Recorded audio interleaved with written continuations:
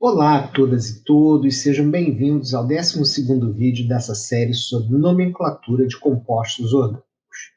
Eu sou Joaquim, sou professor do Laboratório Didático de Química, o LADQuim, e lotado no Departamento de Química Orgânica do Instituto de Química da Universidade Federal do Rio de Janeiro.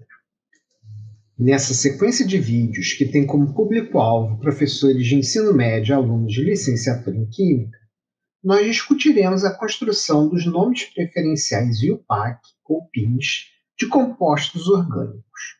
No vídeo anterior, conversamos sobre a história do conceito de estereoisomeria e sobre o sistema CIP, para a designação da configuração absoluta de carbonos assimétricos. Neste vídeo, nós discutiremos o conceito de quiralidade e a classificação dos estereoisómeros. Como vimos no vídeo anterior, o termo quiralidade, cunhado por Lord Kelvin no século XIX, só foi incorporado na terminologia química na segunda metade do século XX. Mas, afinal, o que significa esse termo? Vamos lembrar de outras palavras que têm a mesma raiz. Os morcegos, por exemplo, pertencem à ordem Chiroptera. Os videntes praticam quiromancia. Então, o termo quiro é derivado da palavra grega quer, que significa mão. Mas e daí? Faça o seguinte, coloque as palmas das suas mãos uma de frente à outra. Elas são imagens especulares. Além disso, não são superponíveis. Ou seja, se você conseguisse sobrepor completamente suas mãos, a palma de uma delas ficaria no mesmo lugar das costas da outra. Então, quiralidade é uma propriedade de objetos cujas imagens especulares não são superponíveis. No nosso dia a dia, temos outros objetos quirais, como os sapatos, mas também muitos aquirais, como as colheres. Os objetos quirais não possuem plano de simetria, ou seja, não há nenhum plano que corte esse objeto capaz de dividi-lo em duas partes que são imagem especular superponível uma da outra. Moléculas também podem ser quirais, como as que vimos no vídeo anterior. Vamos retomar o exemplo dos dois estereoisômeros do 1-cloro-1-fluoro-etano. Se observarmos cuidadosamente, veremos que os isômeros S e R são imagens especulares não superponíveis. Logo, são quirais. E ainda dizemos que são enantiômeros, do grego enantio, oposto, e mero, parte. Então, enantiômeros são estereoisômeros, que são imagens especulares não superponíveis entre si. Alguns autores usam o termo enanciômero em textos e traduções em língua portuguesa, porém não é muito comum. E quais as consequências disso? Bem, uma consequência importante é que substâncias quirais apresentam atividade ótica, ou seja, são capazes de promover a rotação do plano da luz polarizada. Aliás, essa é a única propriedade física que distingue dois enantiômeros em um meio aquiral. Entretanto, em meios quirais, como em uma coluna cromatográfica de fase estacionária quiral, ou no nosso próprio organismo, enantiômeros apresentarão várias propriedades diferentes, como a capacidade de interagir seletivamente com receptores proteicos localizados na membrana celular. Isso faz com que alguns enantiômeros tenham efeitos farmacológicos diferentes, e até mesmo que um apresente um efeito tóxico que o outro não apresenta. E se a molécula tiver mais de um carbono assimétrico? Olhe, por exemplo, o 3-amino-butandoizol. Ele apresenta 2 carbonos assimétricos. Quantos estereoisômeros poderemos desenhar? Vamos começar desenhando com aquele em que tanto o grupo amino quanto o grupo hidroxila estão voltados para a frente do plano da tela. Agora, Vamos definir a estereoquímica absoluta de cada um deles? A primeira coisa a fazer é definir a ordem de prioridade dos grupos ligados ao carbono assimétrico em função do número atômico. Logo, o oxigênio ganhará prioridade 1. Porém, depois temos 2 átomos de carbono. Nesse caso, como proceder? Devemos observar os átomos ligados a estes átomos de carbono. No caso do carbono 1, ele está ligado a 3 átomos de hidrogênio, enquanto que o carbono 3 está ligado a um hidrogênio, um carbono e um nitrogênio.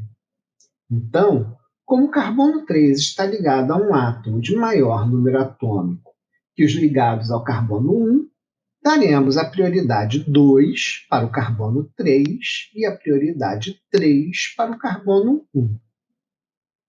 Por fim, o átomo de hidrogênio receberá a prioridade 4. Olhando para o carbono 2 de uma posição que coloque o grupo de prioridade 4 oculto atrás dele e fazendo a projeção bidimensional, temos que, acima, à esquerda, a hidroxila, que vai ser a prioridade 1. À direita, a metila, prioridade 3. E abaixo, na vertical, o carbono 3, que é prioridade 2. O sentido do giro 1, 2, 3 é o inverso aos ponteiros do relógio. Então, a configuração absoluta do carbono 2 é S. Vamos proceder da mesma forma com o carbono 3. A prioridade 1 será do grupo amino, a prioridade 2 do carbono 2, a prioridade 3 da metila e a prioridade 4 do hidrogênio. Ao fazer a projeção bidimensional, vemos que o giro 1, 2, 3 se dá no sentido horário. Logo, o carbono 3 tem estereoquímica absoluta R. Portanto, este é o 2S, 3R, 3-amino-butano, 2-ol. Será que esse composto é quiral? Vamos desenhar sua imagem especular. Observe, ela é superponível à anterior? Não. Mesmo que façamos rotação de ligações simples, não há como gerar uma estrutura que seja superponível ao 2S, 3R, 3-amino-butano, 2-ol. Então, essa estrutura à direita corresponde ao enantiômero do 2S, 3R, 3-amino-butano, 2-ol. E como fica a configuração absoluta dos 2 carbonos assimétricos desse enantiômero? Aplicando a mesma metodologia, veremos que o carbono 2 agora tem a configuração absoluta R, enquanto que o carbono 3 tem configuração absoluta S.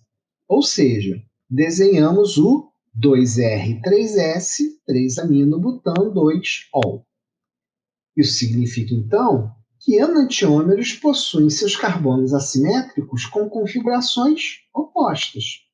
Logo, se um enantiômero desvia o plano da luz polarizado em x graus para a direita, o outro será levógeno, desviando esse mesmo plano x graus para a esquerda. E o que acontecerá se eu tiver uma mistura com partes iguais dos 2 enantiômeros? Vamos observar o mesmo que Biot viu com o ácido racêmico: nenhuma atividade ótica. Por isso, a mistura de partes iguais de 2 enantiômeros se chama mistura racêmica. E o que aconteceria se invertêssemos a configuração de apenas um carbono assimétrico? Vamos fazer isso no carbono 3 do 2S3R, 3-amino-butano, 2-ol? Ficamos, então, com o 2S, 3S, 3-amino-butano, 2-ol, correto? E o seu enantiômero, qual será? Sim, isso mesmo, o 2R, 3R, 3-amino-butano, 2-ol.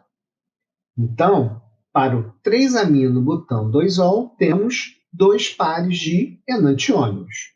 Os isômeros 2S, 3R e 2R, 3S, e os isômeros 2S, 3S e 2R, 3R. Ou seja, O número total de estereisômeros é igual a 4. Assim, podemos observar que o número de estereisômeros é igual a 2 elevado a n, onde n é igual ao número de carbonos assimétricos. Sim, eu já ia esquecendo de falar uma coisa importante.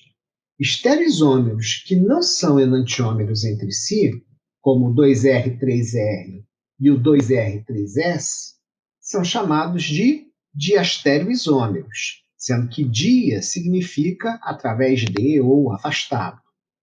Ao contrário dos enantiômeros, diastereoisômeros têm propriedades físicas diferentes, como ponto de fusão, solubilidade em água.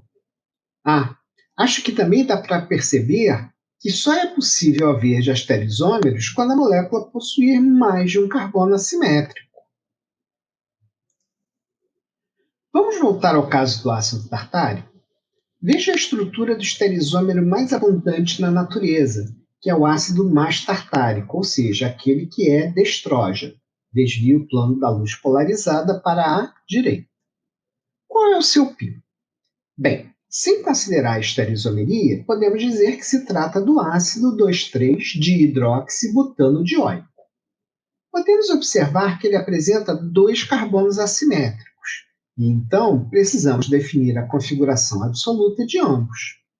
Aplicando as regras do sistema CYP, podemos verificar que se trata do isômero 2R3R. Logo, o seu enantiômero será o ácido 2S3S dihidroxibutano dioico.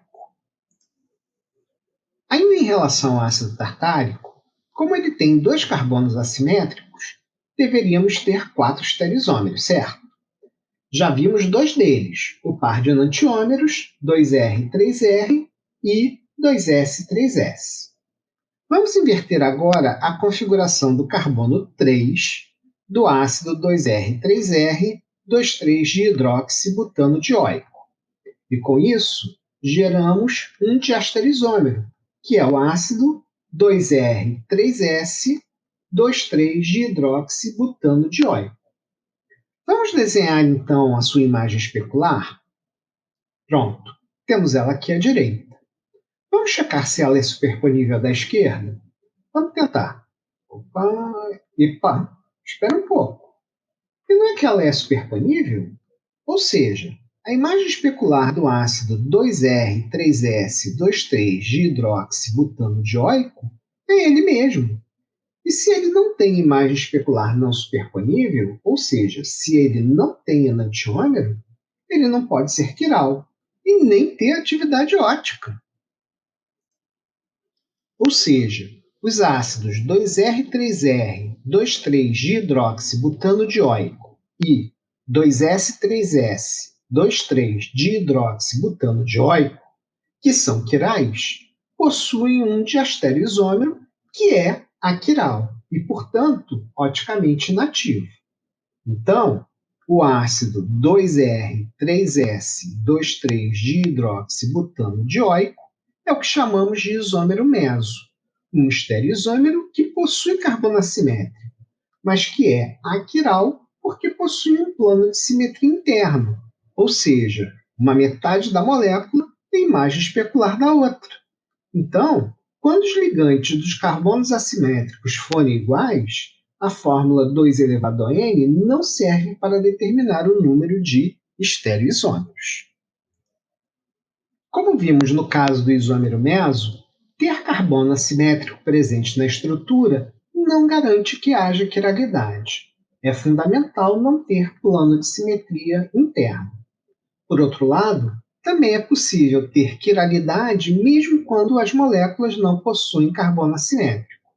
É o caso de compostos com heteroátomos assimétricos e no de moléculas com restrições de rotação de ligações, como nas bifenilas e alenos. Portanto, não há uma associação obrigatória entre presença de carbono assimétrico e quiralidade.